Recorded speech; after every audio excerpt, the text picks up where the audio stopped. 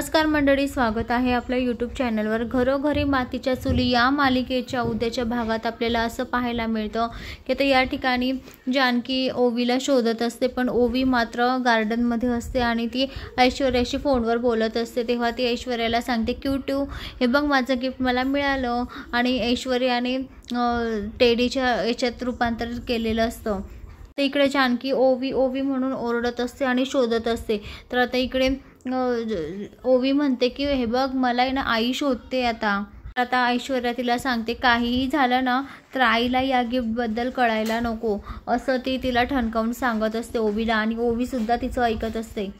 आता ओवी ते गिफ्ट हातात असतं, ते हातात घेते आणि तिथे झाडामागे लपते। तिची आई तिला हाकच मारत असते तरी ओवीचा काही पत्ता नसतो। ओवी काही देत नसते।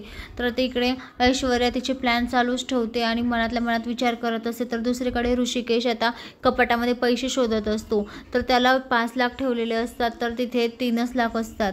तर ऋषिकेश विचार करतो की यातले 2 लाख कुठे गेले।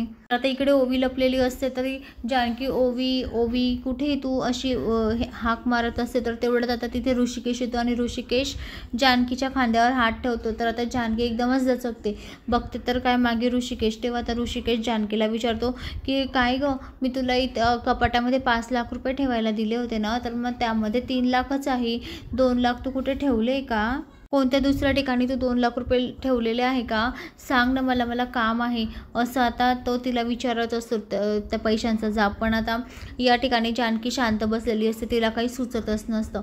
ती त्याच्याकडे एकसारखी बघते। तर मंडळी, आता पुढच्या भागामध्ये ओवी आता जानकीला सांगेल का, तिच्या समोर येईल का आणि ते गिफ्ट जानकी आणि ऋषिकेशच्या समोर येईल का, ऐश्वर्याचं हे खोटारडेपणा सगळ्यांसमोर येईल का, हे पुढील भागात आपल्याला पाहायला मिळेल।